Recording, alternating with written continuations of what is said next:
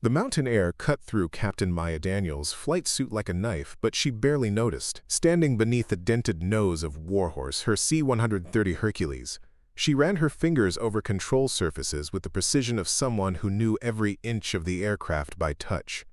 The old turboprop wasn't pretty. Its olive-drab paint was chipped from years of hard landings and debris, and the fuselage showed the battle scars of countless missions through hostile skies. But Maya knew what others couldn't see. This weathered transport had more flight hours in combat zones than most of the sleek fighters on the tarmac combined. Before we jump back in, tell us where you're tuning in from, and if this story touches you, make sure you're subscribed, because tomorrow, I've saved something extra special for you. The sprawling airbase at Blackridge Mountain hummed with activity as dawn broke over the pines. Maya's crew worked with the quiet efficiency that comes from absolute trust. Staff Sergeant Ellie Jameson, her flight engineer, methodically inspected the No. 3 engine, her movements unhurried but never wasting a second. Near the tail, Technical Sergeant Leon Foster tapped through diagnostic screens, the blue light illuminating his dark features as he monitored system readouts. If anything was wrong with this aircraft, he'd know it before the computer did. First Lieutenant Jason Reeves, her co-pilot, crouched beneath the wing, examining de-icing equipment, with the focused attention of someone who'd learned early that small details save lives. At 24, he still carried the eagerness of a recent academy graduate, but his hands moved with surprising confidence for someone so young.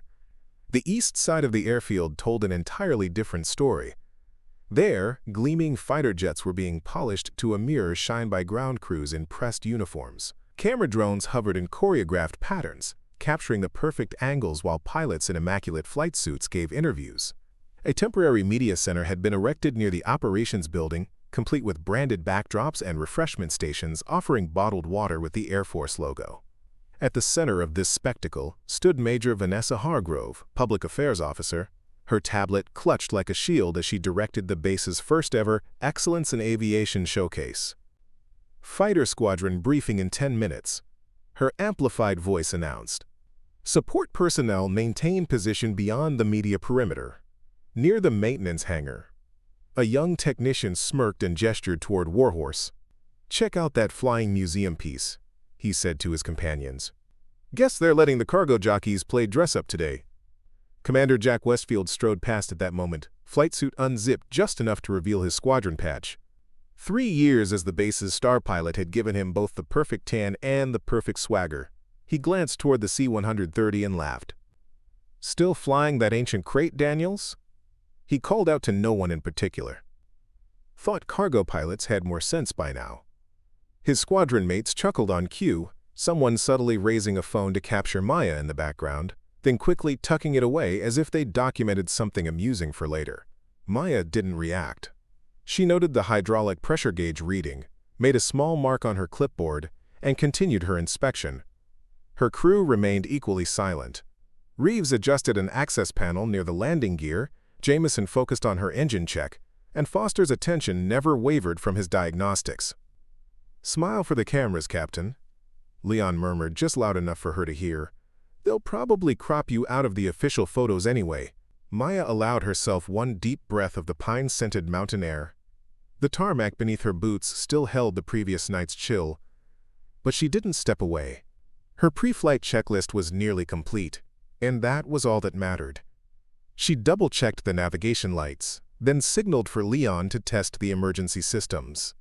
The beacons flashed to life, steady, reliable, perfectly timed, unlike the chaotic, flashy light displays illuminating the fighter line. Inside the operations center, Colonel Richard Barrett adjusted his headset and studied the large wall-mounted display showing the day's scheduled flights. Rows of fighter jet call signs dominated the screen in neatly organized formations. Warhorse wasn't listed. The space where her aircraft should have appeared remained blank, marked only as "Transport Pending." From across the room, Major Hargrove lifted her designer sunglasses and gestured toward the entrance. "Let's keep media focused on primary assets," she announced. "If they want static shots, we'll arrange a walkthrough with the actual combat aircraft once we have them airborne." Colonel Barrett didn't contradict her. He tapped another icon on his screen and expanded the first departure window of the day. Outside, Jack lounged in the shadow of his F-22 Raptor, sipping from a branded water bottle while reporters orbited him like planets around a star. When asked about the day's demonstration parameters, he vaguely waved toward the far end of the airfield. "We're loaded with high-visibility maneuvers," he said confidently. "Not sure what the haulers are doing. Probably waiting for nap time." Someone nearby snickered. "That's the Ghost Squadron for you. Always fueled, never flying." But Warhorse remained ready, and her crew kept working. Every bolt was secure, every system checked twice. The aircraft didn't glisten like the fighters, but she was prepared for whatever mission might come, and in a world where preparation mattered more than perception, that made all the difference. As the morning sun climbed higher, Maya stepped back from the wing and stretched her shoulders. The clipboard slid into its designated slot with practiced ease. She didn't shout orders or make grand gestures. Her crew understood the routine through years of working together. She turned once toward the control tower, noted the windsock's slight movement, then walked to where Leon sat on the cargo ramp, reviewing maintenance logs. Preparing and narrating this story took us a lot of time, so if you are enjoying it, subscribe to our channel. It means a lot to us. Now back to the story. "We flying today, Captain?" he asked with a hint of a smile. Maya glanced at the sky, then back at the airfield where fighter crews posed for photos near their pristine aircraft. "Not yet," she said quietly. Leon didn't press further. Behind them, Reeves was still reviewing weather data, double-checking every calculation against the mountain terrain forecast. Jameson closed the engine access panels without making a sound. They worked in rhythms that didn't need verbal confirmation. Their names might not appear on the schedule board, but they were ready. And sometimes, Maya thought as she watched the media circus unfold across the tarmac, being ready was enough. The morning briefing room buzzed with controlled energy. Pilots filled the tiered seating, their flight suits immaculate and name tags catching the fluorescent light. At the front, a large projection screen displayed mission parameters in crisp blue graphics, demonstration zones, flight paths, and weather conditions laid out with military precision. Maya entered quietly, carrying a folder containing her own flight plans. She'd spent 3 hours that morning studying wind patterns unique to the mountain range and preparing for the cargo drops that would support the remote mountain stations surrounding Blackridge.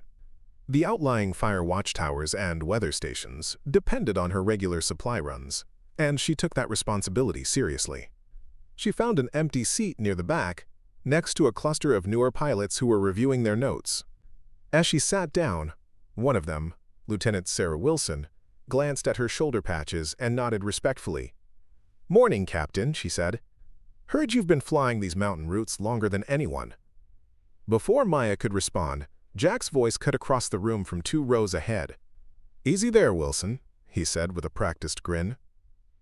"Don't get too impressed by the bus drivers. Different league entirely." Several pilots chuckled. Wilson looked uncomfortable and turned back to her notes. Major Hargrove stepped to the front of the room, tablet in hand. "Ladies and gentlemen," she began, "today's demonstrations will be under full media coverage. We have journalists from 6 major networks with combat camera teams, so presentation matters. Remember, you're representing not just this base, but American air superiority globally." She clicked through several slides showing camera positions and interview schedules. Primary combat aircraft will be featured prominently. Support operations will remain background unless specifically requested for establishing shots. Maya shifted in her seat. She'd flown combat support for 9 years, delivering everything from ammunition to medical supplies through mountainous terrain and hostile conditions. The suggestion that her work was somehow less camera-worthy didn't sit well, but she kept her expression neutral. Colonel Barrett took the podium next. "Weather's looking good for the primary demonstrations," he announced, "but we're tracking a developing system moving in from the northwest. Could affect late afternoon operations." He paused, scanning the room. "Cargo runs will proceed as scheduled unless conditions deteriorate significantly." Jack raised his hand. "Sir, what's our contingency plan if the weather hits during the main event? We don't want to keep the cameras waiting while we figure out logistics." "Valid concern," Barrett replied. "But our transport assets are familiar with adverse weather. They'll adapt as needed." Maya felt her jaw tighten. She'd flown through conditions that would ground fighter operations, using terrain masking and mountain flying techniques that required years to master. But the way they discussed her capabilities as an afterthought made her pulse quicken. After the briefing, pilots gathered in small groups, discussing tactics and comparing notes. Maya approached the main planning table where Jack stood with several other fighter pilots studying the large terrain map. "Excuse me," she said politely.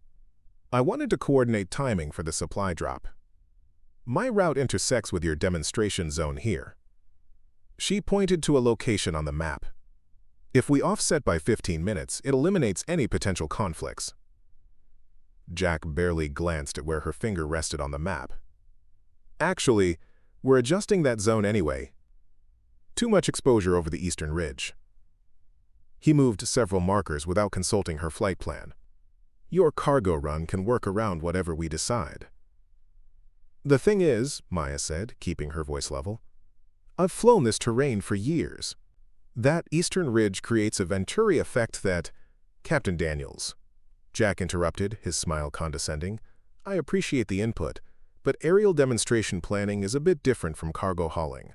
We'll handle the complex stuff." The other pilots exchanged glances. One of them, Captain Melissa Rodriguez, looked uncomfortable. "Actually, Daniels might have a point about the wind patterns," she said quietly. "Local knowledge matters in these mountains." Jack's expression hardened slightly. "Melissa, when you've got my air hours in formation flying, we'll discuss local knowledge." He turned back to Maya. "Thanks for the offer, Captain, but we've got this covered." Maya felt the dismissal like a physical weight. Around the table, other pilots suddenly found their notes fascinating, the room's energy shifting to the kind of tension that follows a public slight. "Of course," she said simply. "Just trying to ensure mission success." As she turned to leave, she heard Jack's voice behind her, pitched just loud enough to carry. "Some people think flying straight lines makes them tactical experts."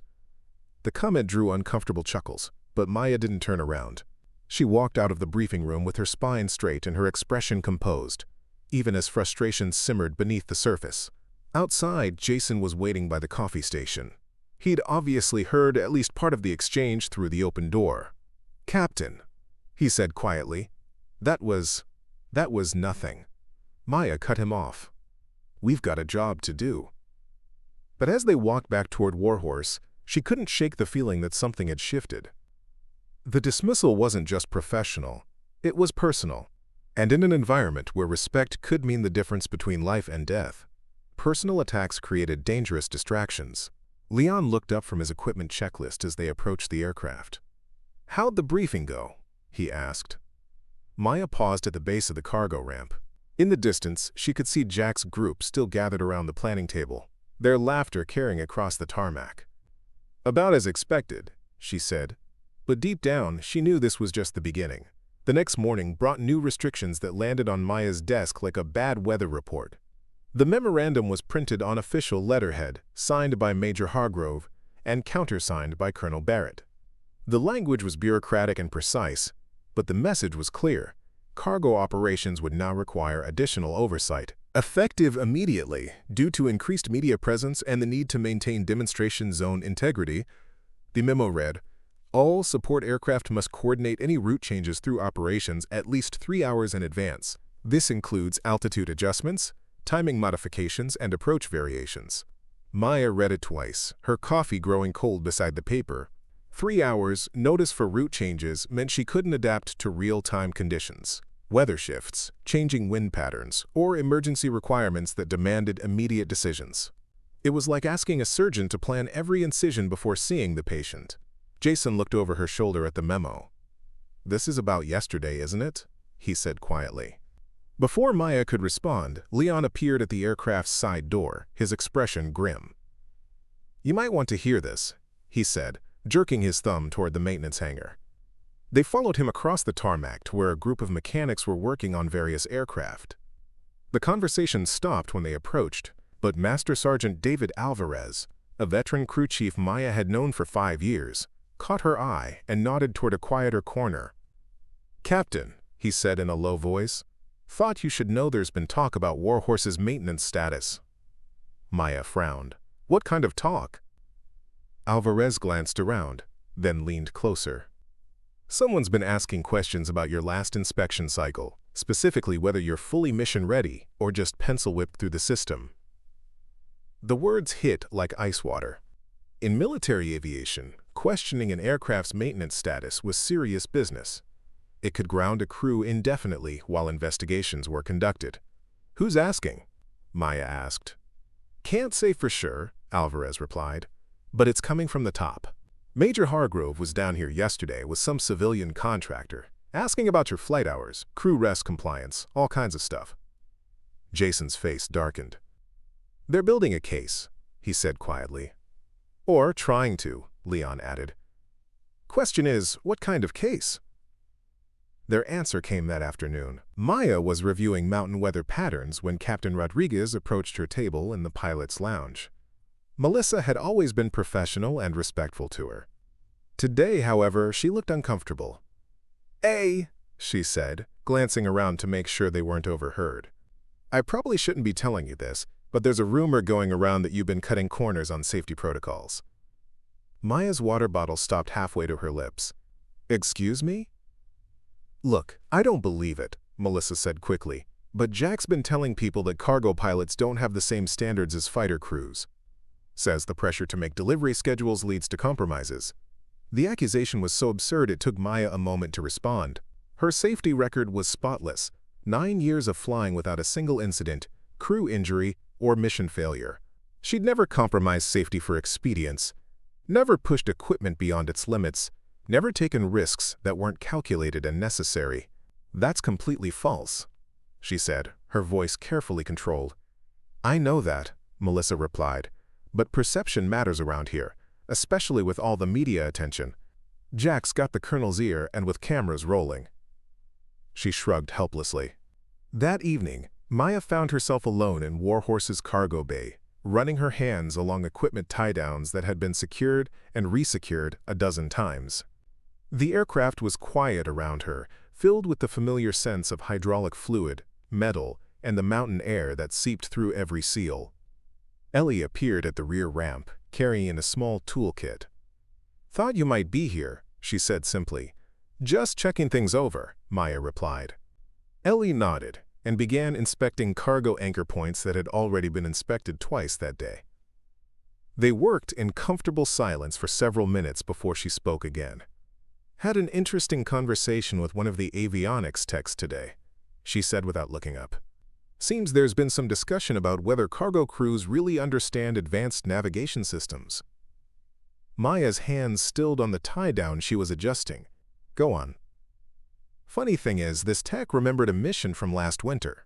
Snowstorm knocked out radio communications over half the range, and guess who brought a search and rescue team home using nothing but terrain navigation and dead reckoning? She remembered that night, 8 hours of flying through whiteout conditions that had grounded everything else, navigating by compass and mountain features to guide a rescue helicopter back to base. No fanfare, no media coverage, just another day's work. The point is," Ellie continued, "some people remember who actually gets the job done when things go sideways." The next morning brought another memo, this one requiring cargo operations to file detailed mission reports within 2 hours of landing. Fighter operations had 24 hours for the same paperwork. The message was subtle but clear. Cargo crews were being held to different standards. Jason found Maya in the operations tent, staring at the latest requirement. "This is harassment," he said bluntly. "This is politics," she corrected.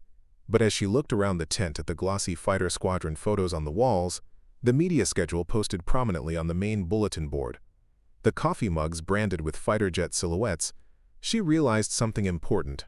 She wasn't just being marginalized. She was being systematically pushed aside to make room for a narrative that didn't include her.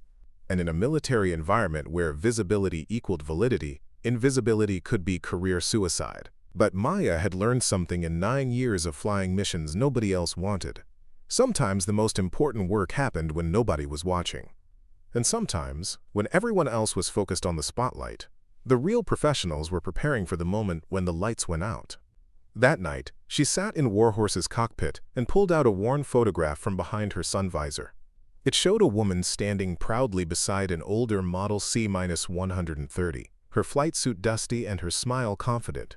Her grandmother, Catherine Daniels, had been a transport pilot during the Berlin airlift, back when women in military aviation were almost unheard of. On the back of the photo, in faded ink, were the words, "Flying isn't about who's watching. It's about who you bring home." Maya tucked the photo carefully back into its place. Tomorrow would bring new challenges, new restrictions, new attempts to diminish her role. But she had work to do, and people who depended on her to do it right. Let them have their cameras and their politics. When the time came, she'd be ready. The crisis arrived on a Tuesday morning that started like any other. Maya was in the flight planning room reviewing satellite weather reports over her second cup of coffee when the emergency klaxon shattered the pre-dawn quiet. The sound cut through the base like a knife, 3 long blasts that sent every pilot scrambling for their gear. All aircraft, came the voice over the intercom, crackling with urgency. "We have a critical situation. Wildfire has cut off Carson Ridge Station. 7 personnel trapped, immediate evacuation required."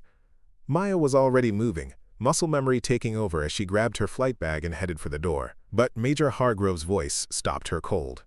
"Primary rescue assets only," Hargrove announced over the comm. "Repeat, priority aircraft respond immediately. Support assets remain on standby."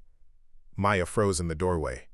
Carson Ridge Station was a remote fire observation post, perched on a narrow plateau, accessible only by helicopter or STOL aircraft. The landing zone was tight, surrounded by pine forest and steep terrain, known for unpredictable wind patterns. She'd flown there a dozen times, knew every approach angle and wind current in the area. Through the ready room windows, she watched Jack and 3 other fighter pilots sprint toward their aircraft. The problem was obvious to anyone who understood the geography. F-22s couldn't land at Carson Ridge. They could provide air cover but couldn't extract personnel from a mountaintop outpost with no runway. Jason appeared at her shoulder, breathing heavily from his run across the tarmac. "Captain, we should be launching," he said. "Warhorse is the only bird on this base that can get in and out of Carson's LZ." "I know," Maya replied quietly, watching the fighters prepare for takeoff. Minutes ticked by. Radio chatter filled the airways as the fighter package coordinated with ground controllers. But no actual rescue operation was taking shape. The trapped personnel were still waiting. Finally, Maya made her decision. She keyed her radio. "Tower, this is Warhorse requesting immediate clearance for evacuation mission to Carson Ridge Station." The response came from Major Hargrove, not Tower Control. "Warhorse, remain on standby. Primary assets are handling the situation." "Ma'am," Maya replied, keeping her voice level.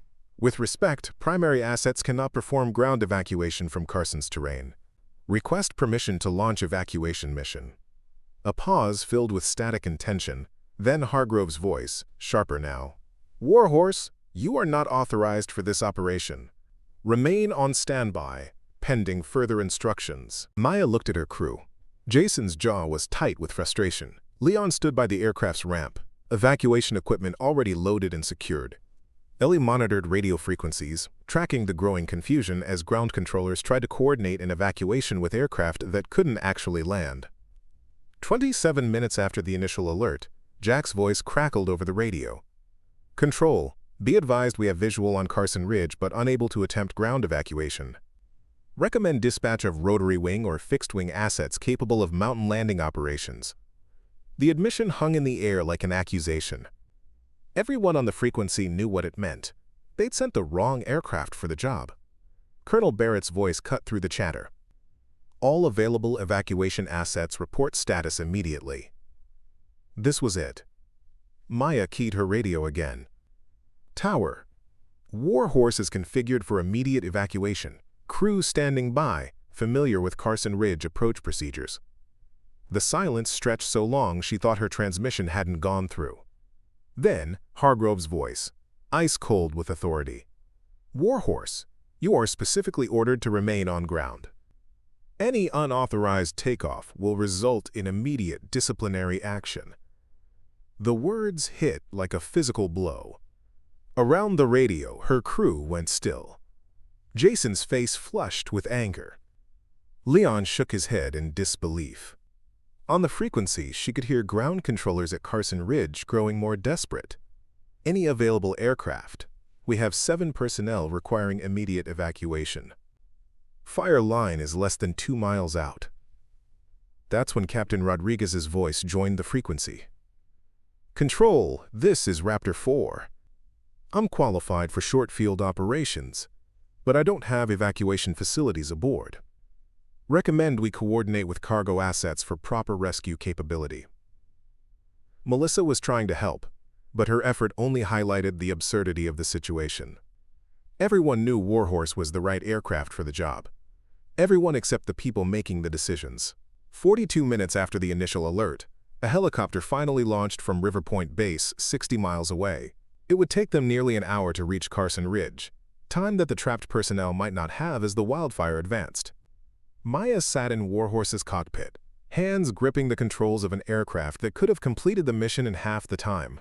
Her crew sat silent around her, professional discipline warring with human frustration. "Captain," Jason said quietly, "this is wrong." She nodded slowly.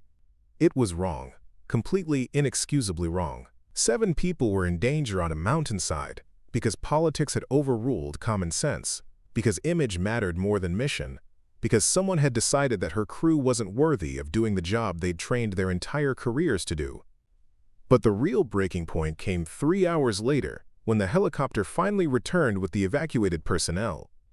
Everyone was alive, but 2 firefighters had suffered severe smoke inhalation during the extended wait, requiring immediate medical treatment for lung damage that might have been avoided with a faster response. The after-action briefing was held in the main conference room with full media presence. Major Hargrove stood at the front, presenting a polished summary of the operation that focused on the, quote, heroic coordination between air assets and the, quote, successful evacuation of all personnel. She made no mention of the delayed response, no mention of the injured firefighters, no acknowledgement that a faster, more capable aircraft had sat on the tarmac ready and able to prevent injuries. When questions were opened to the floor, Maya stood up. "Ma'am," she said, her voice carrying clearly across the room, "I'd like to clarify the timeline for the evacuation." Hargrove's smile never wavered, but her eyes went cold. "Captain Daniels, I think we've covered the operational details sufficiently." "Have we?" Maya asked. "Because according to my records, Warhorse could have reached Carson Ridge in 22 minutes from initial alert. Instead, the evacuation took 107 minutes from start to finish." The room went dead quiet. Camera operators looked uncertain whether they should keep filming. Jack shifted uncomfortably in his seat. "Captain," Hargrove said, her voice taking on a warning tone, "operational critiques should be conducted through proper channels, not in public forums." "Ma'am," Maya replied, "when proper channels result in preventable injuries, perhaps public forums are exactly where these discussions belong." The silence that followed was deafening. Hargrove's polished composure cracked slightly, revealing something harder underneath. "Captain Daniels," she said slowly, "you're out of line." "No, ma'am," Maya said, standing straighter. "I'm exactly where I need to be." That night, alone in Warhorse's cargo bay, Maya made a decision. She pulled out her grandmother's photo and studied it in the dim light. Catherine Daniels had faced her own battles against a system that didn't value what she brought to the fight, but she'd found a way to prove her worth when it mattered most. Now it was Maya's turn. She couldn't change what had happened today, but she could make sure it never happened again. She could be ready for the moment when politics failed and only competence mattered. She could prepare for the day when the spotlight faded and everyone would need her to light the way home. The investigation began quietly. Like all the best intelligence operations, Maya didn't storm into offices demanding answers, or file official complaints that would disappear into bureaucratic black holes. Instead, she did what she did best. She prepared methodically, gathering information with the same precision she used for pre-flight checklists. Her first ally was an unexpected one. Master Sergeant Rachel Dawson, the base's senior records specialist, had been watching the political maneuvering with growing disgust. A 25-year veteran who'd seen enough power games to fill a handbook, Dawson had access to files, regulations, and, most importantly, the kind of institutional memory that couldn't be found in official records. "You want to know something interesting?" Dawson said, sliding a folder across her desk during what appeared to be a routine administrative visit. I pulled the mission completion reports for the past 3 years. Guess which aircraft has the highest success rate for critical missions? Maya opened the folder and felt her breath catch. The numbers were stark. Warhorse had a 98.2% mission completion rate, compared to the fighter squadron average of 87.4%. More telling, when missions were categorized by difficulty, adverse weather, mountainous terrain, emergency response, her numbers went even higher. There's more, Dawson continued, glancing toward the door to ensure they weren't overheard. I cross-referenced these stats with media coverage reports. Interesting pattern emerges. The second sheet showed media mentions by aircraft type. Fighter operations were featured in 932 stories, interviews, and photo spreads over the past 18 months.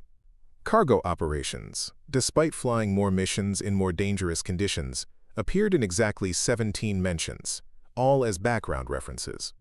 Someone's been very careful about controlling the narrative, Dawson said quietly. That evening, Maya met with Melissa Rodriguez at a coffee shop off base. Melissa had been struggling with her own conscience since the Carson Ridge incident, and when Maya reached out, she agreed to talk. I've been flying for 9 years, Melissa said, stirring her coffee without drinking it. I've seen good pilots get buried by politics, and I've seen mediocre ones get promoted because they looked good on camera. But what happened yesterday? She shook her head. That crossed a line. I need to know something, Maya said. Is this just about me, or is it bigger? Melissa was quiet for a long moment. Jack's got ambitions, she finally said. Squadron commander, then wing commander, maybe stars someday, but his actual combat record is thin. Most of his missions have been high visibility, low-risk operations. Perfect for media coverage, not so perfect for actual combat experience. So he needs to control the narrative. Exactly. Can't have cargo pilots showing up his tactical expertise. Can't have support crews getting credit for the dangerous missions. Melissa met her eyes. Problem is, you're too good at your job to ignore completely. So instead of competing with me professionally, he's trying to eliminate you politically. Melissa finished. The next piece of the puzzle came from an unexpected source.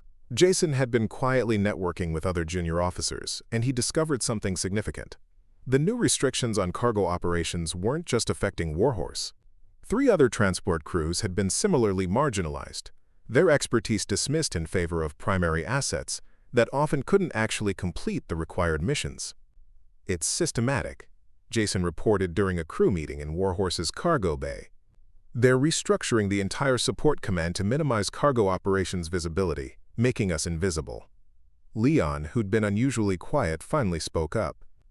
There's something else, he said. I've been talking to some of the older crew chiefs. They remember when your grandmother flew. Specifically, they remember why she left active duty. Maya looked up sharply. Her grandmother rarely talked about her military service, especially the end of it. Same playbook, different decade, same politics. Leon continued. They couldn't question her competence, so they questioned her judgment, made her prove herself over and over until she got tired of fighting and took early retirement. The revelation hit like a punch to the gut. Her grandmother, the woman who'd taught her that flying was about service, not glory, had been pushed out by the same kind of political maneuvering Maya was facing now. But Leon wasn't finished. Thing is, your grandmother kept records, detailed records. And according to Dawson, those records are still in the base archives. That weekend, Maya found herself in the basement of the base library, surrounded by filing cabinets that hadn't been digitized yet. The records were there, exactly as Leon had indicated. Her grandmother's personnel files, mission reports, and most importantly, the documentation of her battles against a system determined to diminish her contributions. The parallels were eerie, the same language, the same tactics, even some of the same people, now in higher positions. But her grandmother had made one crucial mistake. She'd fought the system from within, using proper channels and official procedures that could be controlled, delayed, or buried. Maya wasn't going to make that mistake.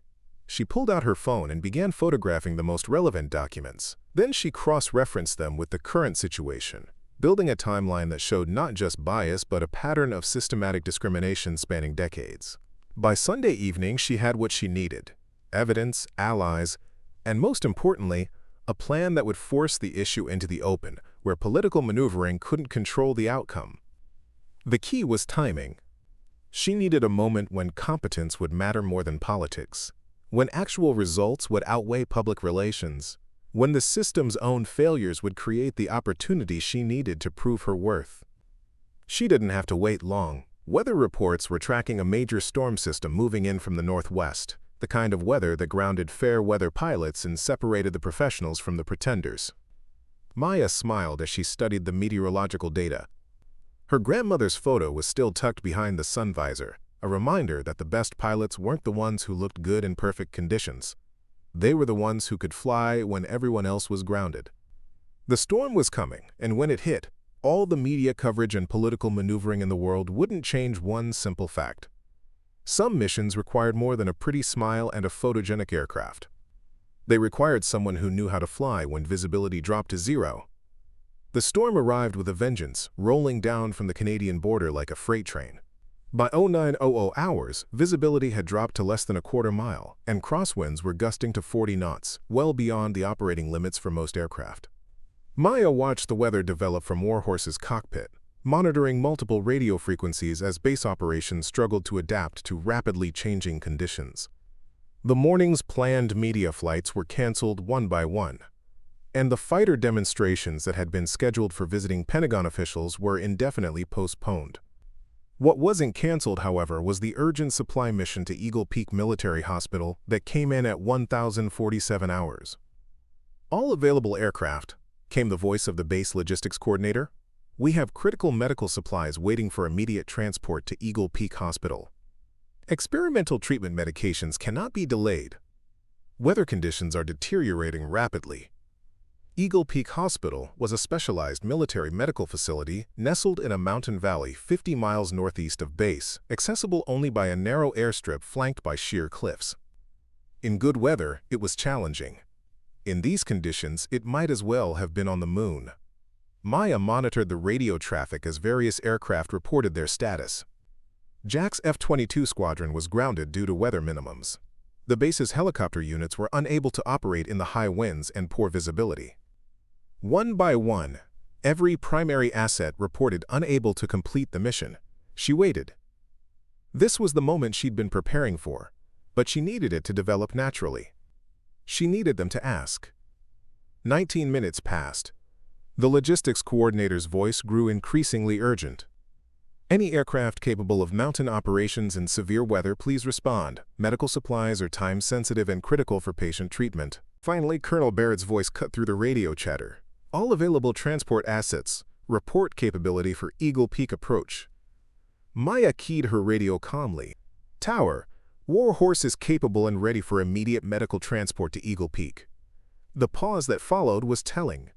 She could almost hear the internal debate happening in the operations center. The same people who'd been marginalizing her for weeks were now faced with the reality that she might be their only option. Major Hargrove's voice came through, tight with barely controlled frustration. Warhorse, what's your assessment of current weather conditions for mountain approach? Ma'am, conditions are challenging but within acceptable parameters for terrain following approach. I've flown this route in similar weather before. Another pause, then Barrett. Warhorse, you're cleared for immediate launch. Medical team is standing by with supplies. As Maya fired up Warhorse's engines, she noticed something interesting happening across the tarmac. A small crowd had gathered near the operations building. Ground crews, administrative personnel, even some of the grounded fighter pilots. Word was spreading that the cargo hauler was launching into weather that had grounded everything else on base. Jason completed his pre-flight checks with unusual intensity. Captain, he said quietly, a lot of people are watching this one. I know, Maya replied, her hands moving across the controls with practiced ease. That's the point. The takeoff was smooth despite the crosswinds, but the real test came as they climbed into the teeth of the storm. Visibility dropped to near zero, forcing Maya to rely entirely on instruments and her intimate knowledge of the mountain terrain. She flew the route from memory, using valleys and ridgelines she'd mentally mapped over dozens of previous flights. I can't see anything, Jason muttered as they threaded between mountain peaks invisible in the gray soup around them. "You don't need to see," Maya said calmly. "You need to know." The approach to Eagle Peak Hospital was a masterclass in precision flying.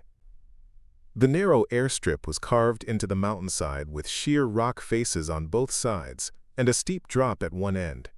In perfect weather, it was challenging. In these conditions, it was nearly impossible. Nearly. Maya brought Warhorse down through the clouds like she was threading a needle, using terrain features and wind patterns to guide her approach. When the airstrip finally appeared through the murk, just 100 feet below and perfectly aligned, Jason actually gasped. "How did you experience?" Maya said simply, setting the aircraft down with barely a bump. The supply transfer took 14 minutes. The medical team loaded the critical medications with practiced efficiency, while Maya kept the engines running, monitoring weather conditions for the return flight. The treatments were urgent, experimental protocols for soldiers with combat injuries that couldn't wait for the storm to clear. The return flight was even more challenging, as the storm had intensified during their brief time on the mountain. But Maya navigated through the weather with the same calm precision she'd shown on approach, bringing them home through conditions that would have challenged pilots with twice her experience. As Warhorse touched down at base, Maya could see the crowd had grown. Ground crews lined the taxiway, watching as she rolled toward the medical facility where the remaining supplies would be offloaded and cataloged. The impact became clear in the hours that followed. Video footage of the takeoff and landing, shot by various personnel on their phones, began circulating on base messaging channels.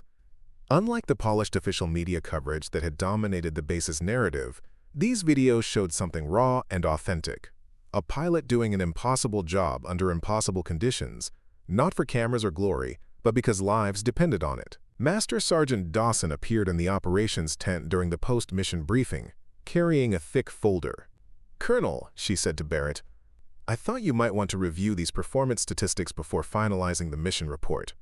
The folder contained everything Maya had compiled: mission completion rates, weather minimums, emergency response times, and most damaging to the current narrative, a detailed comparison showing that cargo operations had consistently outperformed fighter units in actual critical missions.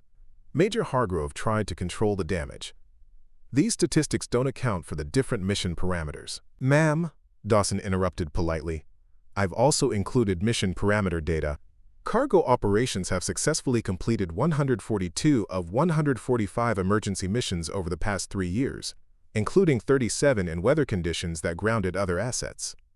The numbers hung in the air like an accusation. Everyone in the room knew what they meant. While fighter operations had been optimized for media coverage, cargo operations had been doing the real work. Jack, who'd been silent throughout the briefing, finally spoke up. "Those are support missions," he said, his voice lacking its usual confidence. "Different requirements entirely." Melissa Rodriguez, who'd been listening from the back of the room, stepped forward.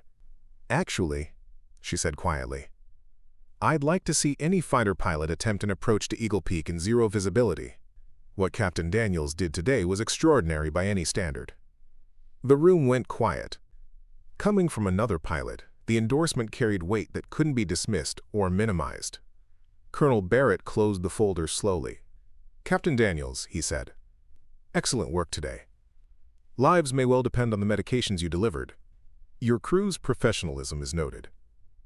It was a simple acknowledgement, but in that moment, everyone in the room understood that something fundamental had shifted. The narrative that had been carefully constructed over months was crumbling, replaced by something more powerful, undeniable proof of competence. As the briefing ended, Maya walked out of the operations tent to find her crew waiting by Warhorse. But they weren't alone. A dozen other personnel had gathered around the aircraft: mechanics, ground crews, administrative staff, even some pilots from other squadrons. "Hell of a flight, Captain," said one of the crew chiefs. "Reminded me why I got into this business in the first place." Similar comments followed from others in the group. These weren't the carefully scripted endorsements that appeared in official media coverage. These were authentic expressions of professional respect from people who understood what they'd witnessed. Leon looked at the gathering crowd and smiled. "Word's getting around?" he said quietly. Maya nodded, but she knew this was just the beginning. She'd proven her point under extreme conditions, but institutional change required more than one spectacular flight. The system that had tried to marginalize her was still in place, still controlled by people who valued image over substance. But now she had something she hadn't had before. Undeniable evidence of her worth, captured on video and witnessed by dozens of people who couldn't be silenced or dismissed. The storm was passing, but the real weather was just beginning. The confrontation came exactly 8 days later in the form of an all-hands meeting that Major Hargrove called under the pretext of clarifying operational protocols and media relations in joint environments. Every pilot, crew chief, and senior enlisted personnel on base was required to attend, along with the embedded journalists who'd been covering the squadron's activities. Maya knew what was coming. The Eagle Peak mission had generated too much positive attention for cargo operations, threatening the carefully constructed narrative that positioned fighter operations as the base's primary capability.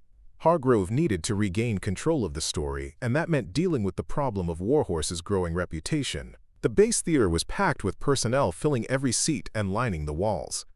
At the front, a large screen displayed the official agenda: operational excellence in media representation. But Maya could feel the underlying tension in the room. Everyone knew this wasn't really about protocols. Major Hargrove took the podium with her usual polished confidence, but Maya noticed something different in her demeanor. The easy authority was still there, but underneath it was something harder, more desperate. "Ladies and gentlemen," Hargrove began, "recent events have highlighted the need for clarity regarding our operational priorities and public representation. While we appreciate the dedication shown by all personnel, it's important that we maintain appropriate focus on our primary mission capabilities." She clicked through several slides, showing fighter aircraft in action, their sleek profiles gleaming under professional lighting. "Our combat assets represent the pinnacle of American air power, and it's crucial that media coverage reflects this reality." Then came the slide Maya had been expecting, a graph showing mission types by operational priority, with cargo operations relegated to a small slice labeled logistics support. "Support operations," Hargrove continued, "while valuable, must be understood in their proper context. Emergency responses and ad hoc missions, while dramatic, don't represent our core strategic capabilities." It was a masterful piece of political maneuvering, designed to minimize the Eagle Peak mission by repositioning it as an outlier rather than an example of operational excellence. But Hargrove made one critical mistake. She underestimated her audience.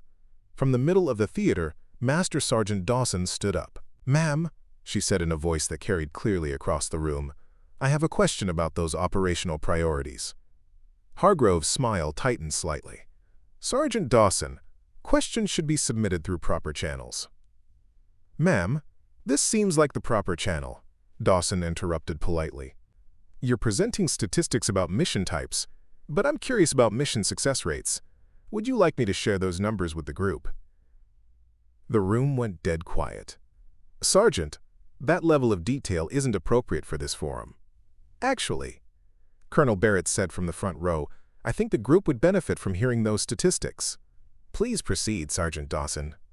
Dawson smiled and pulled out a folder. "Over the past 36 months, cargo operations have maintained a 98.2% mission success rate compared to 87.4% for fighter operations. More significantly, cargo operations have completed 100% of emergency medical evacuations and critical supply missions, compared to 31% for other aircraft types." Murmurs rippled through the theater. Hargrove tried to regain control. "Those statistics don't account for mission complexity." "Actually, ma'am, they do," Dawson continued.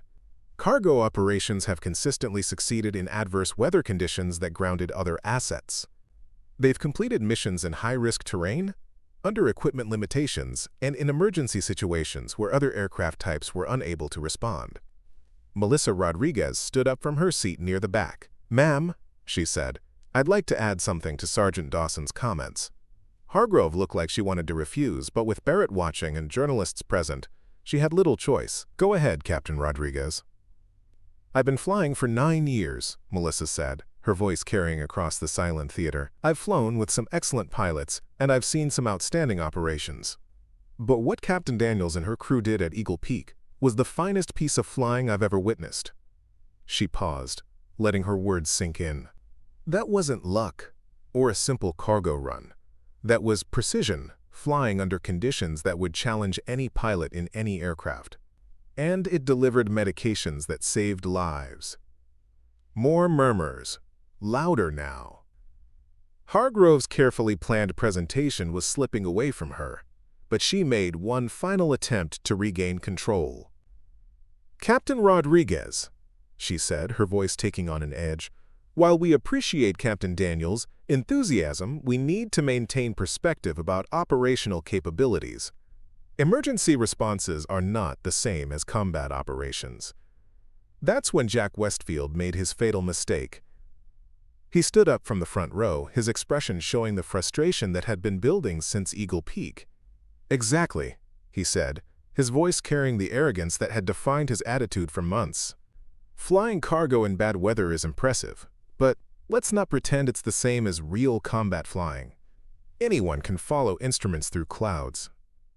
The words hung in the air like a slap. Jack had just dismissed not only Maya's capabilities, but the expertise of every cargo pilot in the room. Worse, he'd done it in front of an audience that included veterans who'd flown combat missions in aircraft just like Warhorse. Leon stood up slowly from his seat near the wall. "Son," he said, his voice quiet but carrying clearly across the theater, "I've been flying C-130s for 22 years, including 14 combat deployments. I've seen plenty of pilots who could make their aircraft dance in perfect weather, but I've only known a few who could navigate mountains in zero visibility using nothing but terrain masking and dead reckoning." He paused, looking directly at Jack. "Captain Daniels doesn't follow instruments through clouds. Last week, when the primary navigation systems were affected by the storm's electrical interference, she flew that aircraft to Eagle Peak, using techniques that most pilots couldn't manage in perfect conditions." The theater was completely silent now.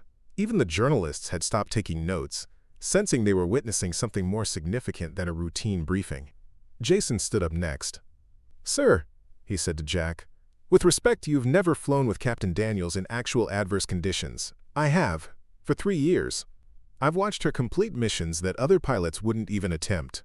She doesn't fly cargo. She flies whatever the mission requires, whenever it's required, under any conditions." Then Ellie stood, followed by 3 other crew members from different aircraft. One by one, they offered quiet testimonials about flying with cargo crews, about missions completed when other assets were grounded, about professionalism that prioritized mission success over personal recognition. Major Hargrove watched her carefully planned presentation collapse in real time. The narrative she'd tried to construct was being dismantled by the very people she'd tried to marginalize. Finally, Maya herself stood up. "Ma'am," she said, her voice calm and professional, "I'd like to address Commander Westfield's comment about following instruments through clouds." Hargrove looked like she wanted to refuse, but the momentum in the room had shifted completely. "Go ahead, Captain." Maya reached into her flight bag and pulled out the worn photograph. "This is my grandmother, Captain Catherine Daniels," she said, holding it up so the room could see. "She flew cargo planes during the Berlin airlift, when women in aviation were virtually unheard of. During one mission, she flew through a winter storm with complete electrical failure, navigating by compass and visual references to deliver critical supplies." She paused, looking around the room. "Last week at Eagle Peak, I used the same techniques my grandmother used 70 years ago, not because the technology failed, but because sometimes technology isn't enough. Sometimes you need a pilot who understands that flying isn't about looking good in perfect conditions. It's about getting the job done when everything else fails." She carefully returned the photo to her bag. "Commander Westfield, you're right about one thing. What I do isn't the same as what you do. What I do is harder." The silence that followed was absolute. Hargrove stood at the podium, her presentation in ruins, her narrative completely destroyed. Jack sat frozen, his arrogance finally revealed as the hollow posturing it had always been. Colonel Barrett stood up slowly. "Thank you, Captain Daniels," he said. "I think you've clarified things considerably." He turned to address the room. "This briefing is concluded. Captain Daniels, please see me in my office at your earliest convenience." As personnel began filing out of the theater, Maya felt a hand on her shoulder. She turned to find Melissa Rodriguez smiling at her. "That," she said quietly, was exactly what needed to be said. Around them, dozens of other personnel were approaching, offering congratulations and expressions of support. For the first time in months, Maya felt like she belonged exactly where she was. The fight wasn't over. Institutional change would take time, and there would be other battles to come. But in that moment, in front of everyone who mattered, she had proven something that couldn't be argued or dismissed. Competence speaks louder than politics, and real professionals recognize each other regardless of what aircraft they fly. 3 days later, the true test arrived. Maya was finishing her pre-flight inspection when Colonel Barrett approached, his expression unreadable. The fallout from the all-hands meeting had been immediate. Major Hargrove had been temporarily reassigned to headquarters pending review, and Jack Westfield had been notably absent from recent briefings. "Captain Daniels," Barrett said without preamble, "we have a situation developing. I need to speak with you and your crew immediately." 10 minutes later, Maya and her team were gathered in the Tactical Operations Center, staring at satellite imagery of a remote mountain ridge 40 miles north of base. Heavy storm clouds obscured much of the area, but the infrared overlay showed what appeared to be an aircraft crash site. 30 minutes ago, we lost contact with Raptor 6, Barrett explained, his voice grave. Commander Westfield was conducting a solo equipment test when his aircraft disappeared from radar. Last known position was Sentinel Ridge, elevation 9, 400 feet. Current conditions include severe icing, winds gusting to 50 knots, and visibility less than 1/8 mile. Maya studied the terrain map, her mind already calculating approaches and wind patterns. Sentinel Ridge was notorious among mountain pilots, a narrow spine of rock with steep drops on both sides and powerful updrafts that could flip an aircraft in seconds. "Search and rescue assets?" she asked. "Grounded due to weather," Barrett replied. "Helicopter rescue is impossible in these conditions, and no other fixed-wing aircraft on base can safely attempt a mountain landing in this weather." The unspoken question hung in the air. Maya looked at her crew. They didn't need to speak. The decision was already made. "Warhorse can fly the mission, sir," she said simply. Barrett nodded, his relief visible. "I know there's been friction between you and Commander Westfield. I wouldn't ask this of you if there were any other option." Maya's expression remained professional. "Personal feelings don't enter into it, sir. If someone's in trouble, we go." 20 minutes later, Warhorse was airborne, climbing into weather that had deteriorated even further since the Eagle Peak mission. The storm system had stalled over the mountains, creating a churning mass of wind, ice, and near-zero visibility. Quote, "Conditions are extreme," Maya reported over the radio. "We're experiencing moderate to severe turbulence and icing conditions." In the co-pilot's seat, Jason monitored the weather radar, which showed nothing but angry red swirls across their path. "This is worse than Eagle Peak," he said quietly. "That's why we're here," Maya replied, her focus absolute, as she threaded the aircraft through invisible mountain passes she knew only from memory and study. The approach to Sentinel Ridge would be unlike anything they'd attempted before. There was no airstrip, no cleared landing zone, just a narrow ridge barely wider than Warhorse's wingspan, with 100-foot drops on either side. "I've found a possible LZ," Maya announced after 20 minutes of careful terrain mapping. "There's a relatively flat section near the last known coordinates, approximately 600 feet long. It's going to be tight." "Too tight?" Leon asked from behind her. Maya studied the topographic display. "We'll make it work." The ridge appeared through the clouds like a phantom, a dark slash of rock in a world of swirling white. Maya began her approach, fighting crosswinds that threatened to slam them into the mountainside with each gust. "Captain," Ellie called from her station, "I'm picking up an emergency beacon, weak but steady. 2 o'clock, half-mile." Maya adjusted course slightly, descending through layers of turbulence that shook the aircraft violently. The ridge was coming up fast. Too fast. She pulled back slightly, bleeding off speed while fighting to keep the wings level. "This is going to be rough," she warned her crew. "Brace for an assault landing." Warhorse touched down hard, the impact reverberating through the airframe as the wheels found purchase on the rocky terrain. Maya immediately reversed the engines, the massive props howling as they fought to slow the aircraft before they ran out of ridge. They stopped with less than 50 feet to spare. The nose of the aircraft pointed toward nothing but empty air, and the valley floor 2,000 feet below. "Shutdown checklist," Maya ordered, her voice calm despite the adrenaline coursing through her system. "Leon, Ellie, prepare for rescue operations.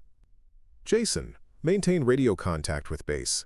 Let them know we've landed successfully and are beginning search procedures." Outside, the full fury of the storm became apparent. Wind-driven snow stung, exposed skin like needles, and visibility extended barely 20 feet in any direction. Maya secured a safety line to the aircraft and began following the emergency beacon's signal, Leon close behind with medical equipment. They found Jack Westfield's F-22 100 yards from their landing site, broken almost beyond recognition. The fighter had apparently attempted an emergency landing on the ridge but had caught a wingtip, cartwheeling across the rocky ground before coming to rest against a boulder. Miraculously, the cockpit remained somewhat intact. Through the shattered canopy, Maya could see Jack, still strapped in his seat, blood frozen on his face from a head wound, but alive. Barely conscious and clearly in pain. "Commander," Maya called over the howling wind as she reached the cockpit. "We're going to get you out." Jack's eyes widened in recognition, then confusion. "Daniels?" he croaked. "What are you? How did you—" "Questions later," she interrupted, already assessing his injuries. "Right now, we need to move you before this storm gets worse." Working together, Maya and Leon carefully extracted Jack from the wreckage, splinting what appeared to be a broken leg and stabilizing his neck before transferring him to a portable stretcher. The journey back to Warhorse was arduous, fighting through snowdrifts and wind that threatened to throw them off the ridge with each step. Once inside the aircraft, Ellie immediately began treating Jack's injuries with the limited medical equipment they carried. "Probable concussion, definite broken femur, possible internal injuries," she reported. "He needs a hospital ASAP." Maya nodded and began the engine start sequence. "Jason, plot the most direct course to Blackridge Medical. We'll worry about weather en route." Taking off from the ridge would be even more dangerous than landing had been. With Jack's added weight and the deteriorating conditions, they would be operating at the very edge of the aircraft's capabilities. "Full power on all engines," Maya ordered as she released the brakes. Warhorse began rolling forward, accelerating painfully slowly across the rough terrain. The end of the ridge approached with alarming speed. "We're not going to make it," Jason said, tension evident in his voice. "Yes, we are," Maya replied with absolute certainty. At the last possible moment, just as the wheels reached the edge of the precipice, she pulled back on the yoke. Warhorse fought for altitude, struggling against gravity and weather, as the ground fell away beneath them. For one heart-stopping moment, the aircraft dropped, caught in a powerful downdraft. Maya didn't fight it. Instead, she used the mountain's own aerodynamics, letting the aircraft descend slightly before catching an updraft on the leeward side of the ridge. Warhorse surged upward, finally breaking free of the mountain's grasp. "Unbelievable," Jason breathed. In the cargo area, Jack had witnessed the entire sequence through a small window. Even through his pain and confusion, the professional pilot in him recognized what he had just seen. Flying that defied conventional limits, that transformed an aircraft from machine into something almost alive. The return flight was a constant battle against elements that seemed determined to bring them down. Ice built up on the wings faster than the de-icing systems could clear it. Turbulence hammered them from all sides. Navigation systems flickered and failed as electrical interference from the storm disrupted their electronics. But Maya flew with a precision and focus that transcended the chaos around them. When the primary navigation failed, she relied on terrain recognition. When the autopilot disengaged, she hand flew with such smoothness that her injured passenger barely felt the buffeting that threatened to tear the aircraft apart. An hour into the flight, they faced yet another crisis. "Captain," Leon called from the engineering station, "we're losing pressure in hydraulic system 2. Primary flight controls are switching to backup." Maya nodded calmly. "Alternate control procedures," she ordered. "Jason, take over communications and navigation. I need to focus on flying." Flying a C-130 with partial hydraulic failure in severe weather conditions would have been challenging for any pilot.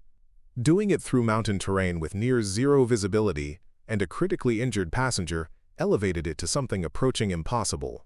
Yet Maya flew on, her hands dancing across the controls with a grace that belied the immense physical effort required to manage the aircraft's compromised systems. Each minute brought new challenges: a sudden loss of altitude, instruments that provided conflicting information, ice that changed the aircraft's flight characteristics with each passing moment. In the cargo bay, Jack drifted in and out of consciousness, but during his lucid moments, he listened to the crew's professional communication, felt the aircraft respond to invisible challenges, and slowly began to understand what he was witnessing. Not just skill, but mastery, the kind that comes from thousands of hours of flying missions that demanded perfection without promising recognition. 2 hours after leaving Sentinel Ridge, Warhorse broke through the storm front, the clouds suddenly giving way to clear skies over Blackridge Base. But their ordeal wasn't over. Hydraulic pressure continued to drop, and Maya could feel the flight controls becoming increasingly sluggish. "Tower, this is Warhorse," Jason radioed. "Declaring emergency. We have Commander Westfield aboard with serious injuries. Aircraft has partial hydraulic failure. Requesting priority landing and emergency services." "Warhorse, Tower," came the immediate response.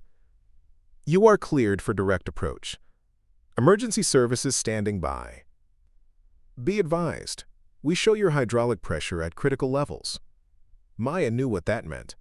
They might lose flight controls completely during the approach. There would be no go-around, no second attempt. This landing would be all or nothing.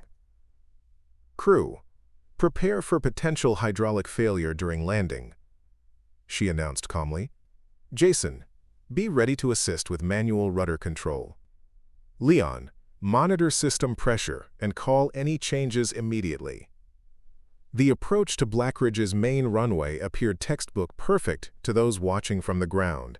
A smooth, controlled descent that gave no indication of the aircraft's compromised state. But inside Warhorse's cockpit, Maya was performing a ballet of constant adjustments, compensating for controls that responded unpredictably, fighting an aircraft that wanted to veer off course with each gust of wind. At 500 feet, the worst happened. "Hydraulic pressure 0, Leon called. "We've lost primary and secondary systems." In that moment, Warhorse became little more than a 75,000-pound glider with minimal control authority. A lesser pilot might have panicked, but Maya had prepared for this moment through countless hours of emergency procedure training. "Manual reversion," she ordered, her voice steady as she physically wrestled the yoke to maintain their approach path. "Jason, full effort on rudder pedals." The runway approached with terrifying speed. Without hydraulics, their landing would be harder than normal, and their ability to stop the aircraft severely compromised. Maya focused on maintaining their descent angle, using minute weight shifts and power adjustments to keep Warhorse aligned with the runway centerline. The touchdown was firm but controlled, the main gear making solid contact with the concrete. Maya immediately cut power to all engines and engaged the emergency braking system, their last line of defense. Warhorse rolled down the runway, gradually slowing but still moving too fast as they passed the halfway point. "We're running out of runway," Jason warned, tension evident in his voice. "We'll make it," Maya replied with absolute certainty, applying differential braking techniques that squeezed every ounce of stopping power from their failing systems. The aircraft finally came to rest less than 200 feet from the runway's end, smoke rising from overheated brakes, hydraulic fluid dripping onto the concrete below but intact, and more importantly, with everyone aboard alive.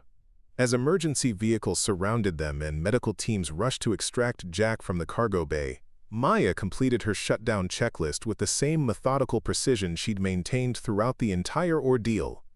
Only when the last switch was flipped did she allow herself a moment to acknowledge what they had just accomplished. "Outstanding work," she said simply to her crew. "Every one of you." As they descended the crew ladder, they found the entire base seemingly gathered on the tarmac. Pilots, ground crew, administrative personnel, all watching in stunned silence as Jack Westfield was carefully transferred to a waiting ambulance. Colonel Barrett approached, his expression a mixture of awe and profound respect. "Captain Daniels," he said, his voice carrying across the suddenly quiet ramp, "I've been flying for 30 years, and I've never seen anything like what you just did. That wasn't just flying. That was impossible made real. Maya nodded acknowledgement, too drained to formulate a proper response. But as she looked across the sea of faces, many of whom had dismissed her as just a cargo pilot weeks earlier, she knew that something fundamental had changed, not just in how they saw her, but in how the entire base understood what it meant to truly fly. As the crowd began to disperse, Maya caught sight of Jack being loaded into the ambulance. Their eyes met briefly across the distance, his filled with a new understanding, hers with the simple professional satisfaction of a job well done. No words were exchanged, none were needed. In that moment, stripped of politics and pretense, they were simply pilots, one who had fallen from the sky, and one who had mastered it so completely that even a crippled aircraft in an impossible storm couldn't keep her from bringing everyone home. The narrative had been rewritten, not with memos or briefings, but with actions that spoke louder than any words could have. And as Maya walked exhausted toward the operations building to file her incident report, she knew that no one would ever again dismiss her as, quote, just a cargo pilot. They would remember her as the pilot who landed a burning C-130 on a mountain ridge and then flew it home with failing systems to save the life of the very man who had tried to diminish her. Some lessons could only be taught in the crucible of crisis, when lives hung in the balance and skill alone made the difference between disaster and deliverance. Today, those lessons had been learned in the most powerful way possible. The story of Sentinel Ridge spread through military aviation circles like wildfire. Within days, what began as base chatter had transformed into something larger. A modern legend that pilots shared in ready rooms and flight lounges across the country. The facts alone were extraordinary. A C-130 landing on an impossibly narrow mountain ridge in a Category 4 storm, rescuing a downed fighter pilot, then flying home with catastrophic hydraulic failure. But the human element elevated it from remarkable to mythic. The cargo pilot who saved the life of the very person who had most publicly dismissed her abilities. 2 weeks after the rescue, Maya sat in the hospital waiting room, turning her grandmother's photograph over in her hands. She hadn't planned to visit Jack, but something had drawn her here, perhaps the need for closure or simply professional courtesy. Captain Daniels? A nurse appeared in the doorway. Commander Westfield can see you now. Jack's hospital room was sparse but comfortable, military efficiency softened by get-well cards and flower arrangements. He sat propped up in bed, his leg elevated in a complex brace, dark bruises fading around his eyes. He looked smaller somehow, the larger-than-life persona diminished by hospital pajamas and the vulnerability of recovery. "Captain," he said as she entered, his voice lacking its usual bravado. "I was beginning to think you weren't going to visit." "I've been busy," Maya replied, taking the chair beside his bed. "Flying cargo missions. The exciting stuff." A ghost of a smile crossed Jack's face. "I deserved that." An awkward silence settled between them, 9 months of animosity and competition creating a barrier that neither quite knew how to breach.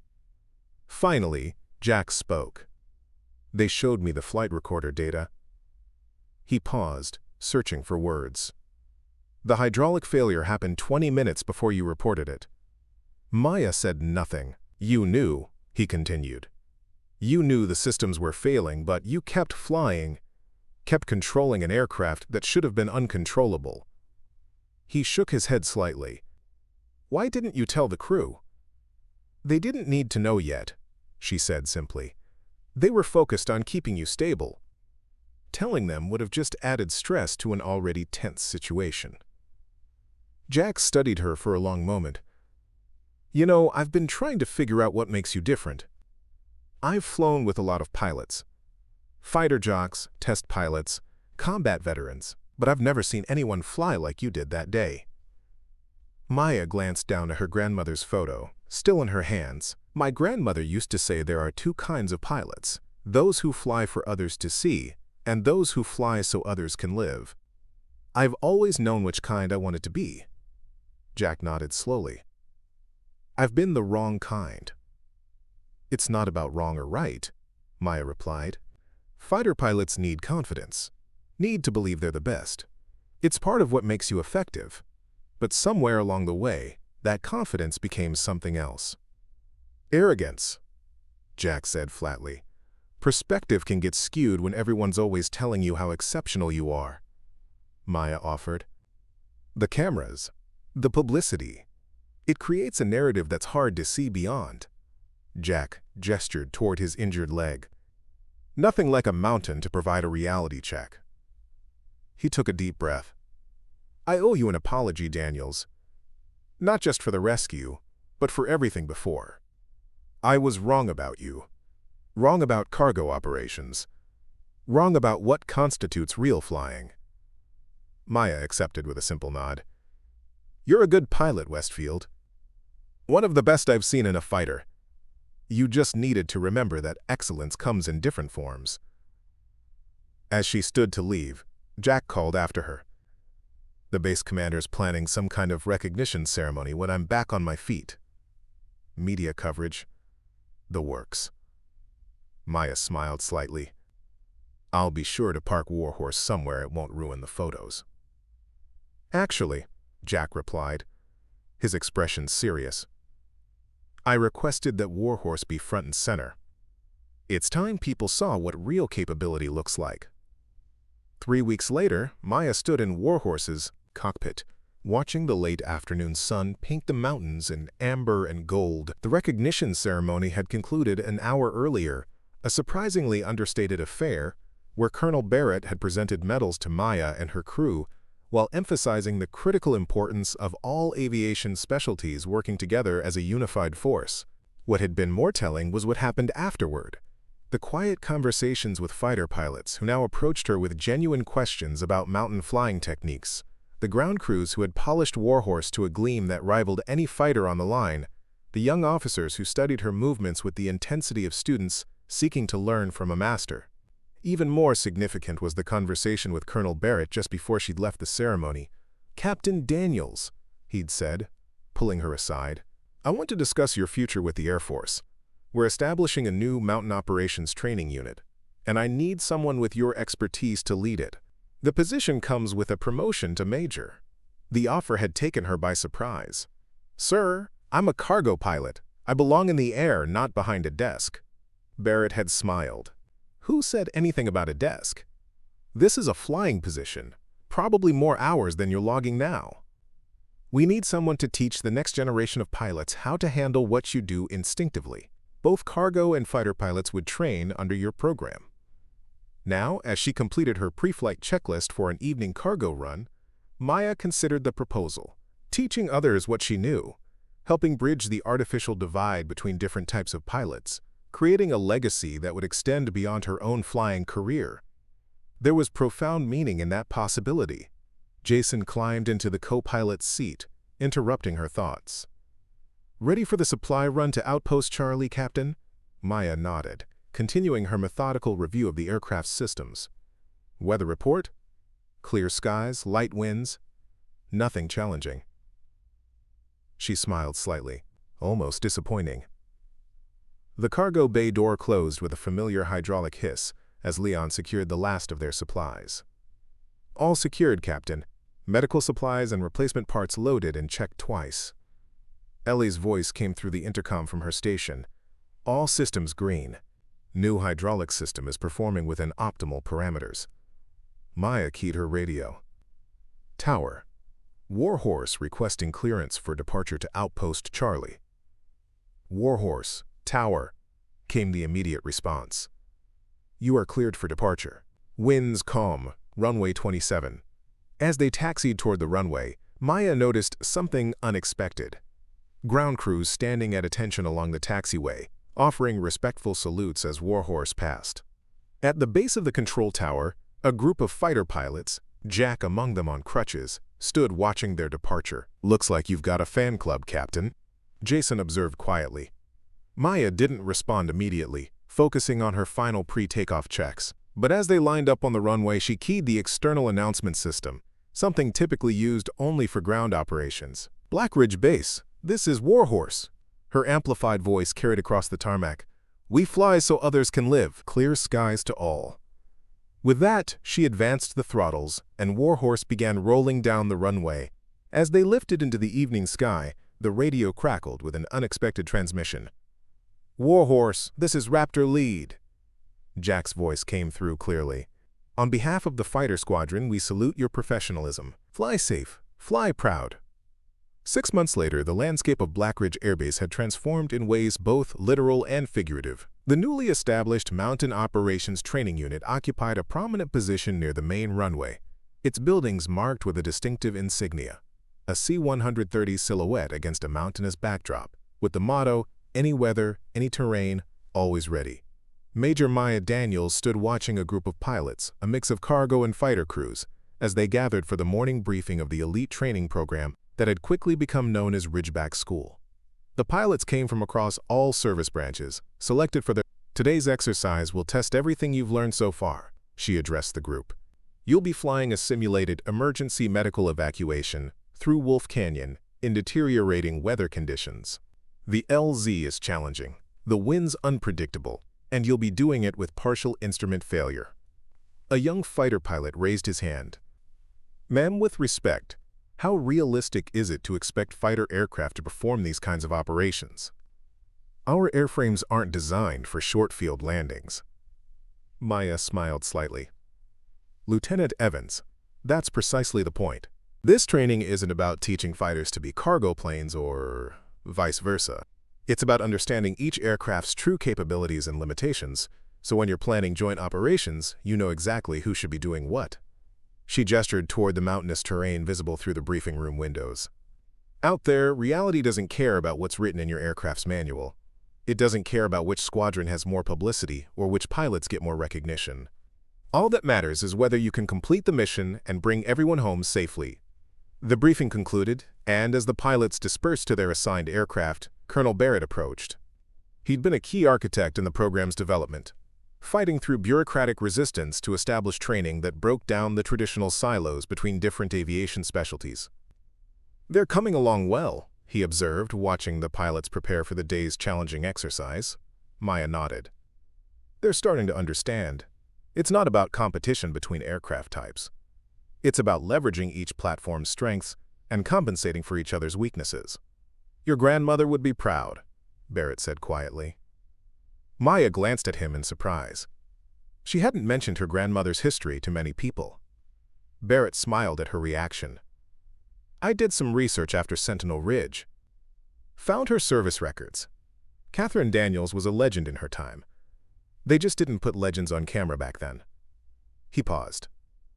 "She faced many of the same battles you did, but without the opportunity for vindication that you created." "I didn't set out to prove anything," Maya replied. "The best never do," Barrett said. "They just focus on excellence, and the proof takes care of itself." Their conversation was interrupted by the arrival of a familiar figure. Jack Westfield, fully recovered from his injuries, approached with the confident stride that had once seemed arrogant, but now carried a more tempered quality. "Major Daniels," he greeted her, the new rank still sounding strange to Maya's ears. "Today's the day I finally get to fly your course." Since his recovery, Jack had transformed in ways few had anticipated. Rather than returning to his former position as the base's media darling, he had requested assignment as an instructor pilot in the Mountain Operations Program, bringing his considerable fighter expertise to complement Maya's cargo background. "Commander Westfield," she acknowledged with a nod. "Your students have been performing admirably. Let's see if the teacher can match them." Jack laughed.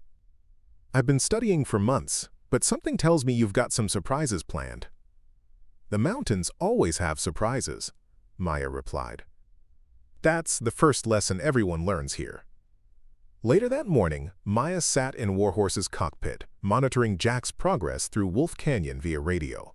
He was flying a modified T-38 trainer, attempting to navigate the treacherous pass using the techniques her program had developed. "Ridgeback lead, this is Warhorse," she called. "How are you finding the canyon approach?"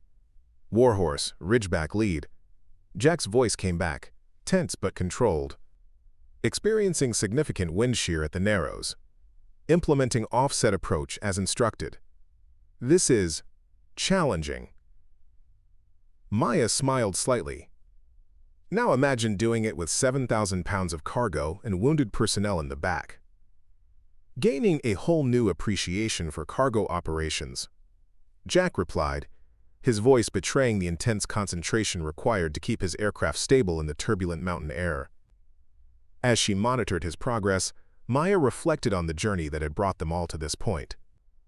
What had begun as a personal struggle against institutional bias had evolved into something far more significant, a fundamental reimagining of how different aviation specialties could work together, each respecting the unique capabilities of the other.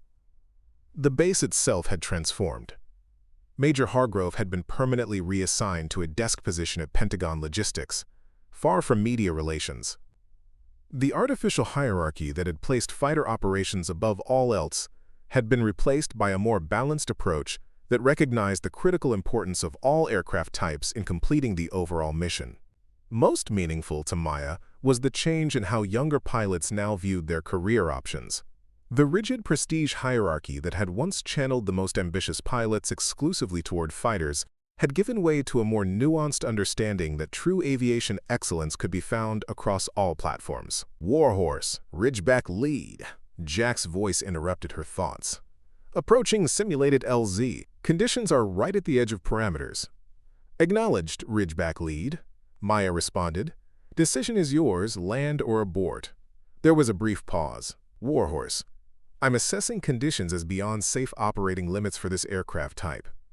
Executing mission abort and alternate approach planning. Maya smiled.